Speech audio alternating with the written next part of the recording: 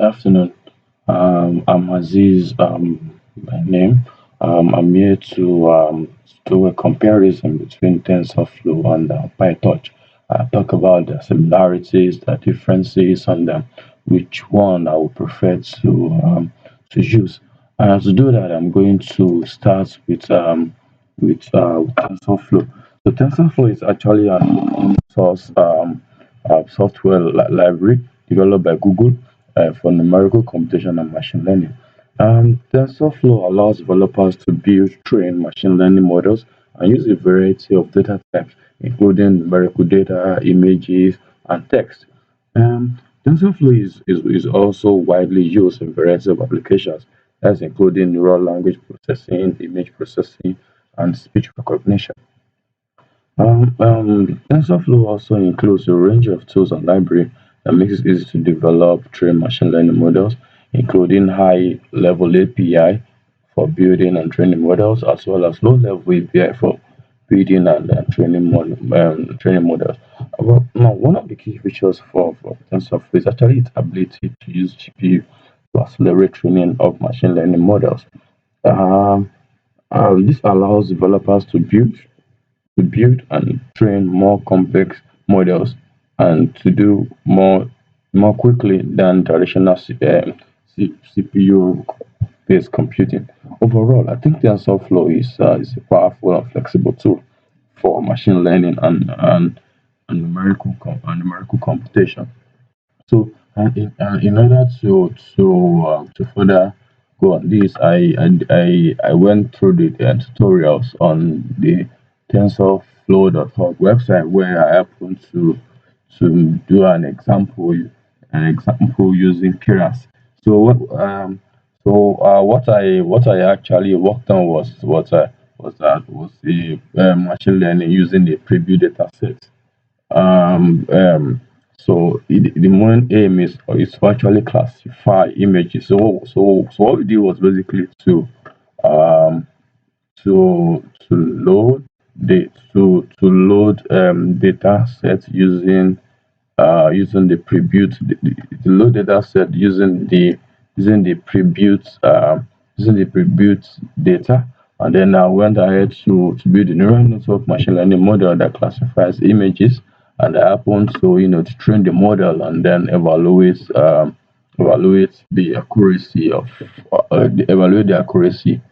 the model. Um, moving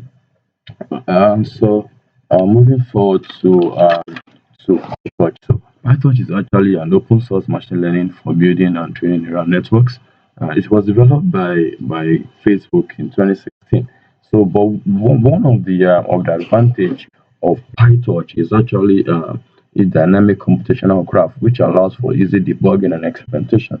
It also allows for the creation of computational graphs on the fly, making it easier to adjust and optimize models during development. Um, um, Python also offers a wide range of built-in models for creating and training neural networks, as well as large community of developers who contributed to many additional packages and tools for the framework. This is actually one of the main selling points of Python. So it is one of the most popular deep learning framework in machine learning community due to its flexibility, ease of use, and strong community support. So in order to validate this, I also did an example that I found on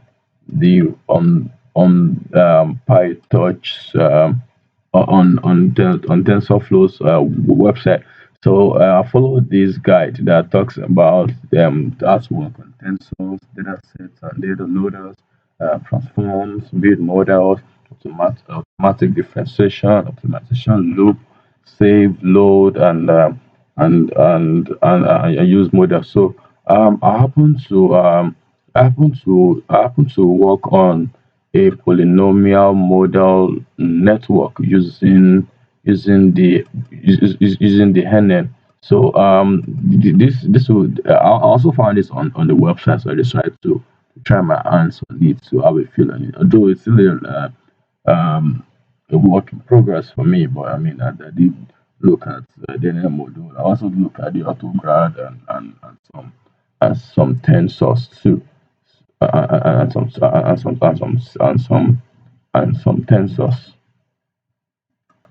So here is the polynomial model network that I tried my hands on. Started from importing touch, importing math, creating tensors, and then but for this example, the output is actually linear function, and I happen to walk through it out to the end where I was able to get to get the answers. So finally I also went ahead to do a comparison between PyTorch and TensorFlow. PyTorch and TensorFlow are actually the two most popular deep learning frameworks used today. Both are open source and provide developers with power tools to create neural networks. So I classify them. Into using some criteria in which I scored. So started with ease of use. So for ease of use, actually, PyTorch is actually known to be more user friendly than TensorFlow. So I scored it one there. So on flexibility, also, PyTorch is actually known to be more flexible and easier to experiment with during development. So I also scored PyTorch one there. So, but when it comes to performance, so TensorFlow has traditionally been known for better performance on large-scale distributed training on model GPUs and TPUs, and it has been used extensively in research and production systems. So I scored TensorFlow one here. Um, when it comes to community and resources, so PyTorch and TensorFlow actually have large active community and extensive resources and documentation available. TensorFlow has been around for longer and thus has more extensive resources. So I scored it one. But when it comes to framework specific features, both framework have unique features that may be beneficial depending on the project. For example, Python attributes an automatic differentiation library, while TensorFlow has a strong focus on serving models in production.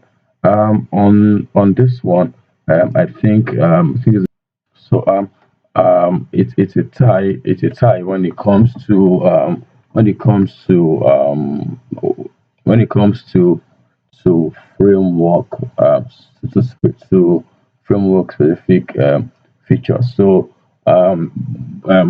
overall, I realized that both PyTorch and TensorFlow are excellent choices for deep learning for deep learning projects, and the decision to use one over the other solely depends on the need of the project.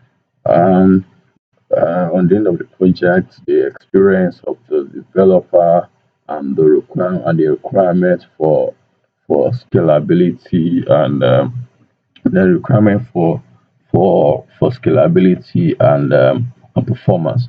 But for instance, if you are to work on some imaging recognition and that involves a lot of data, I would in that case I would prefer to use I prefer to use TensorFlow because it has been extensively used for that and it's not for it. But for instance, if I'm to work on some polynomial problems, I would prefer to I prefer to go along to use PyTorch for it. So overall, it has actually been shown and proven that what to use between TensorFlow and PyTorch it largely depends the use on use case. So for me, I overall I don't think that one is better than the other. I think that one is suited for one purpose than the other one. So thank you so much.